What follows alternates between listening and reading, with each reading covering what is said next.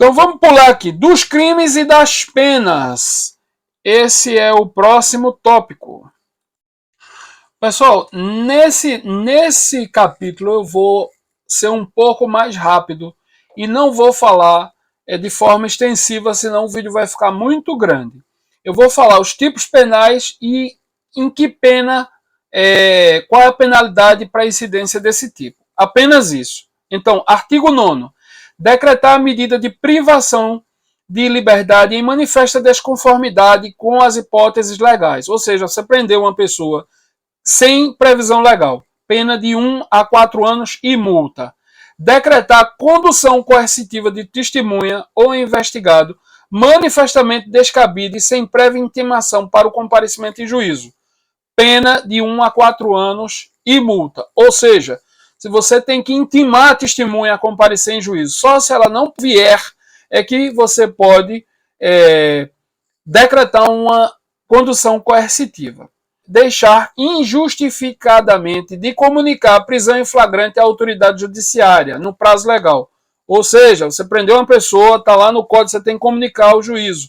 Então, se não fizer isso, pena de 6 meses a 2 anos e multa. Constranger o preso ou detento mediante violência ou grave ameaça ou redução de sua capacidade à resistência. Então, você não pode constranger o preso. Se fizer isso, pena de 1 a 4 anos e multa. Constranger a depor, sob ameaça de prisão, pessoa que, em razão de função, ministério, ofício ou profissão, deva guardar segredo ou resguardar sigilo, pena de 1 a 4 anos e multa. Pessoal, essas multas, elas são de 1/30 a 1 salário, 1/30 do salário, um dia multa, um salário mínimo dividido por 30, ou até 10 vezes o valor do salário, dependendo da capacidade econômica de cada pessoa. E aí o juiz arbitra dias multas. Ele diz qual é o parâmetro. Um dia multa vai ser 1/30 de um salário, um dia multa vai ser 10% de um salário, um dia multa vai ser um salário, um dia multa vai ser 10 salários. E aí ele diz, isso vai ser, a multa vai ser 5 dias multas, 30 dias multas e por aí vai. Ele diz primeiro quanto vale cada dia multa, que pode variar de 1/30 a 10 vezes o valor do salário, e aí ele multiplica pela quantidade de dias multa. Então, 15A. Submeter a vítima de infração penal a testemunho de crimes violentos, a procedimentos desnecessários, repetitivos ou invasivos que leve a reviver sem estrita necessidade. Ou seja, você ficar apertando o camarada lá, a vítima, apertando a vítima para falar o que você quer ouvir, né? Causando constrangimento por reviver aquela situação. Por exemplo, uma mulher vítima de estupro, já está abalada, já está perturbada psicologicamente, e você ficar lá, o agente público, querendo reviver aquela situação, talvez por um excesso de até sadismo, quem sabe, né? Então, vai levar aí de 3 meses a 1 ano e multa. Deixar de identificar-se ou identificar-se falsamente ao preso por ocasião de sua captura ou quando deva fazê-lo durante a sua detenção ou prisão. Então, você tem obrigação, está numa função pública, tem obrigação de se identificar, porque seu cargo é público, sua vida é pública. Se não está gostando, vá para a iniciativa privada. Então, se não fizer isso, se identificar ou se identificar errado, 6 meses a 2 anos, mais multa. Artigo 18. Submeter o preso a interrogatório policial durante o período do repouso noturno. Todo mundo sabe, não pode prender ninguém, nem mesmo com mandato invadir o domicílio da pessoa, salvo em flagrante delito, no repouso noturno. Então você não pode submeter o preso a interrogatório no repouso, porque isso pode ser, inclusive, considerado até tortura. Então, salvo se capturado em flagrante delito. Obviamente, no flagrante você tem todo o direito de adentrar a casa e por aí vai. Flagrante é outra coisa. Não é, eu estou falando aqui a pessoa que não está em flagrante, né? Devidamente assistido, consentir em prestar as declarações. Então, se o preso concordar em acordar para ele prestar depoimento, está valendo. Se ele não concordar, é abuso de autoridade, salvo flagrante delito. Impedir ou resguardar injustificadamente o envio de pleito preso à autoridade policial competente para apreciação da legitimidade de sua prisão ou das circunstâncias de sua custódia. Então, você prendeu uma pessoa, você tem que comunicar imediatamente à autoridade judiciária. Não pode ficar impedindo ou retardando esse comunicado. Se fizer isso, pena de 1 a 4 anos. E multa. Tudo é multa aí, vai pagar multa. Fora as indenizações, né? Multa para o Estado, para o fundo penitenciário, provavelmente. E fora as indenizações que vai pagar a vítima, como eu já falei lá desde o início do vídeo. Então, impedir, sem justa causa, a entrevista pessoal reservada do preso com seu advogado. Não pode, o advogado tem acesso ao preso, inclusive aos autos. Vai para frente, vamos para frente. Se você fizer isso, querido, você vai incidir em 6 meses de pena, de detenção de 6 meses a 2 anos e multa. Então não faça isso. Manter preso de ambos os sexos na mesma cela ou espaço de confinamento. Não faça isso, pelo amor de Deus. Aqui já teve um caso onde botaram uma moça, uma presa, junto com homens. A mulher foi estuprada, né, por todos praticamente da cela. O Estado teve que pagar uma bela indenização. Não façam isso. Se fizer isso, pena de detenção de 1 a 4 anos e multa. Aqui, ó, vou ler esse parágrafo. Incorre na mesma pena quem mantém na mesma cela criança ou adolescente em companhia de maior de idade ou em ambiente inadequado, observado o disposto na lei e tal estatuto. Então, criança não pode ficar junto de adulto também.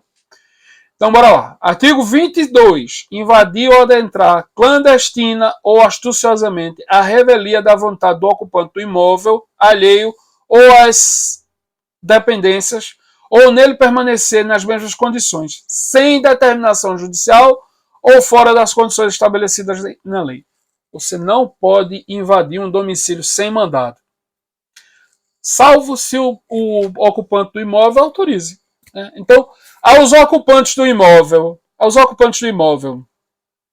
podem tranquilamente virar e dizer, obviamente, quando não estiver em flagrante delito: eu autorizo você a entrar no meu imóvel, pode investigar o que você quiser, e por aí vai. Se você não tem nada a dever, então autorize, obviamente desde que identificado e que você tenha certeza que se trata de um agente público, porque daqui a pouco, senão qualquer pessoa quer entrar em sua casa e pintar o 7, desenhar o 8, tocar o terror. Então, quando, por acaso, algum agente público esteja investigando alguma coisa, você não tenha nada a dever, e realmente tenha certeza que aquele agente público pertence àquele órgão, seja um policial militar, seja um policial civil, esteja investigando alguma coisa.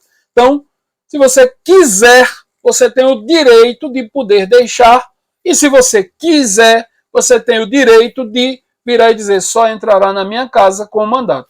E o agente público deve respeitar a vontade do ocupante, salvo se não estiver em flagrante delito. E aí, se tiver em flagrante delito, obviamente, a polícia ou agente de segurança tem todo o direito de manter a incursão e a perseguição ao delinquente. Então, fica a ressalva aí com relação a isso. Não respeitar a vontade do dono do imóvel, do ocupante, 1 a 4 anos e multa. Vamos pular aqui. Inovar artificialmente no curso da diligência, de investigação ou de processo, o estado de lugar, de coisa ou de pessoa com o fim de eximir-se de responsabilidade ou de responsabilizar criminalmente alguém ou agravar-lhe a responsabilidade.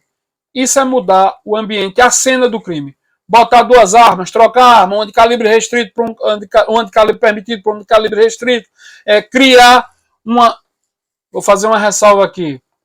Tem dia que a polícia resolve fazer uma limpa ali do bairro. E aí tem vários aviõezinhos, algumas bocas e por aí vai. Muitas vezes sem conexão nenhuma uma com a outra. O cara é um aviãozinho, tal, tá lá, leva o baseado da boca dele e vai vender, ou às vezes nem tá vinculado à boca, enfim.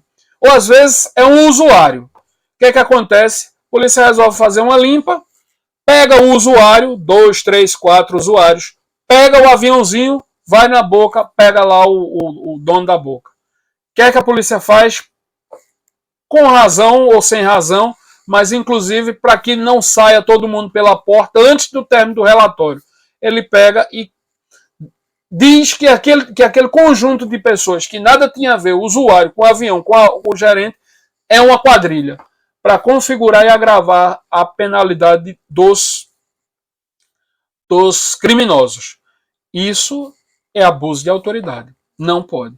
Se você pegou um usuário, 2, 3, 4, pegou o aviãozinho e pegou o gerente, se eles não são uma quadrilha, se eles não têm o intuito de comercializar, de gerir aquele negócio de forma ilícita, e o usuário não tem, o usuário é apenas o usuário, não tipifique como não crie circunstâncias para que seja tipificado como uma quadrilha, porque isso é abuso de autoridade e você aí pode responder por esse excesso.